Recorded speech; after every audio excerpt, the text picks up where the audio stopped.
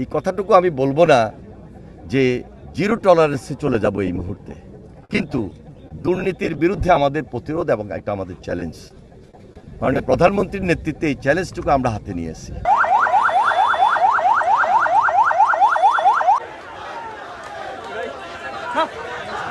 17 বছরের একটা ট্রেন, এই ট্রেনটা ছিল দুর্নীতি দুঃশাসনের।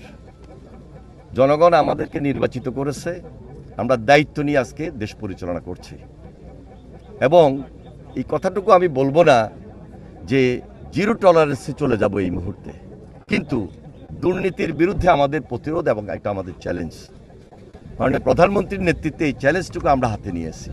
এবং যেহেতু আমি নিজেও নোয়াখালীতে বাড়ি, এই গ্রেটার নোয়াখালীর আমার বাড়ি লক্ষ্মীপুর, এটা এই এলাকার এই প্রজেক্টটা শেষ করা এবং দুর্নীতি প্রতিরোধ করে চ্যালেঞ্জটাকে ছুড়ে দিয়ে চ্যালেঞ্জটা গ্রহণ করে এই প্রকল্প, শুধু এই প্রকল্পই না, সারা বাংলাদেশের যে কোনো প্রকল্প দুর্নীতির ঊর্ধ্বে থেকে শেষ করা, সম্পন্ন করা আমার নিজস্ব একটা দায়িত্ব রয়েছে।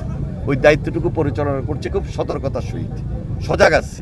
ইনশাল্লাহ কোনোভাবেই যেন কোনো ধরনের প্রভাবশালী বলেন আর কোনো দুর্নীতি আমাদেরকে একটা ক্ষতি করবে সেই সুযোগ আমরা দিব না। পাশাপাশি ভারতকেও চিন্তা করতে হবে, পার্শ্ববর্তী দেশ বাংলাদেশ বন্ধু দেশ, বন্ধুত্বের সম্পর্কটা কতটুকু ইতিবাচক হওয়া উচিত, এই চিন্তাটা তাদের থাকা উচিত না? তা আমরা আশা করছি আপনার প্রশ্নের উত্তরে যে ভারত এই ব্যাপারে সর্বোচ্চ সজাগ থাকবেন এবং বন্ধুপ্রতিম দেশ বাংলাদেশের সঙ্গে একটা ভালো সম্পর্ক বজায় রাখবেন। কোনো ধরনের আগ্রাসনের শিকার আমাদের দেশের মানুষ যেন না হতে পারে, সেই জন্য আমরা আরও বেশি সজাগ থাকব এবং আমাদের মাননীয় প্রধানমন্ত্রী জনাব তারেক রহমান তার নেতৃত্বে আমরা দেশবাসীও সজাগ রয়েছি।